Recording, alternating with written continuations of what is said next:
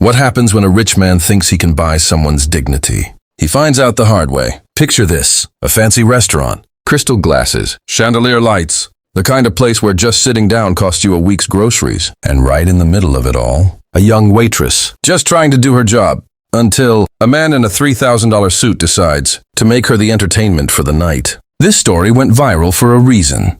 And by the end of this video, you'll understand exactly why one simple answer from a waitress completely silenced a room full of people. Her name was Sofia, 24 years old. She'd been working at the Grand Elise, one of the most upscale restaurants in the city, for about 8 months. The kind of place where you don't speak unless spoken to, where you carry plates like you're holding something sacred, and where the customers sometimes act like they own not just the table, but the person serving it. Sofia was good at her job, patient, focused. She had a way of making people feel welcome without being fake about it. Her manager had actually flagged her for a promotion. She was that good. That night, the restaurant was packed. Every table full, candles flickering, the hum of quiet conversations filling the room like soft music.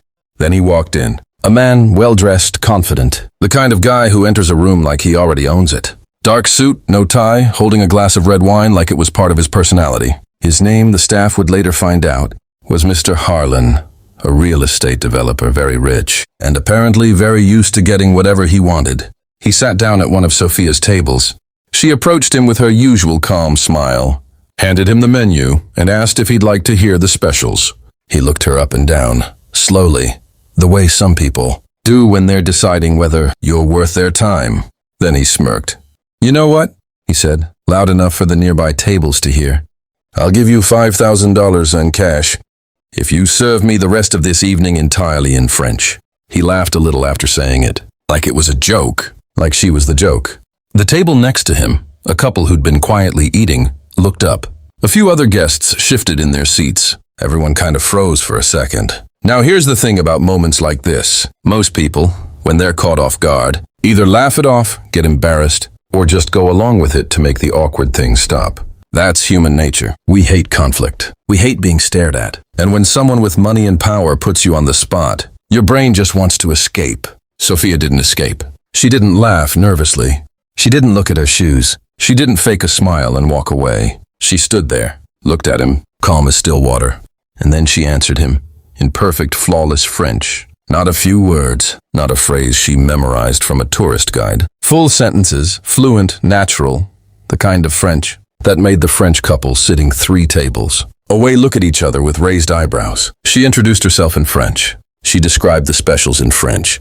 She asked about his dietary preferences in French. And she did all of it with zero attitude, zero smirk, zero gotcha energy. Just pure, quiet competence. The room went still. Mr. Harlan blinked. Once, twice.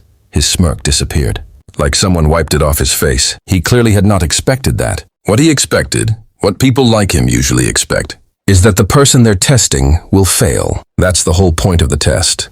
It's not really about French. It's about power. It's about seeing if you can make someone feel small. If you dangle something they could never have, and watch them squirm for it. That's the game. That's always been the game. But Sofia hadn't squirmed. Turns out Sofia had grown up partly in Lyon, France. Her mother was French. She'd spoken the language since she was 5 years old. She studied literature at university, in French. She was by every measure more fluent than most people who grow up in France. She hadn't mentioned it. Why would she? It wasn't relevant to taking someone's dinner order. Now it was very relevant. Mr. Harlan sat quietly through the whole meal. Sofia served him, in French as requested. Every course, every refill, every check-in, completely in French, professional, polished, unbothered. At one point, the French couple across the room actually gave her a small nod of respect. Like, yes, that's how it's done.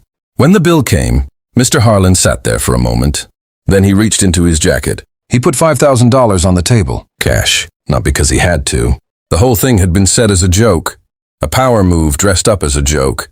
The way those things always are. He could have laughed it off and left nothing extra. Nobody was recording him. Nobody was going to report him. But he left the money.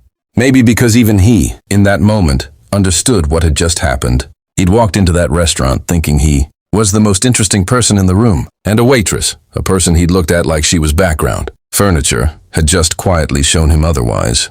Sofia didn't make a big deal out of it. She didn't post it online that night. She didn't do a victory lap around the restaurant. She folded the money, thanked him in French, and went back to work. Her co-workers said she was the same, as always for the rest of the shift. Calm, focused, just doing her job. That's what actually makes this story hit different. From all the revenge stories you see online, there was no revenge, there was no drama. She didn't put him in his place with a speech. She didn't expose him. She just showed up, fully, as herself. And that was enough, more than enough. Here's the thing, and this is real. We live in a world where people constantly underestimate others based on what job they have, what they're wearing, or what role they're filling at that moment. A waitress is just a waitress. A cashier is just a cashier. A cleaner is just a cleaner. But people are never just one thing. The person taking your order might speak 4 languages. The person cleaning your office might have a master's degree. The person driving your cab might have been a doctor in another country. Mr. Harlan learned that, expensively, and honestly, that's probably the best $5,000 he ever spent, because it actually taught him something. Sofia's story spread through the restaurant, then through the city. Eventually, it reached the internet the way these things do. Someone who was there that night told someone, who told someone else, and suddenly everyone was talking about the waitress who answered a Millionaire's challenge. Without even blinking, she got the promotion, by the way. 2 weeks later. If this story made you feel something, and I think it did, watch the next video. That's about to pop up on your screen. You won't regret it.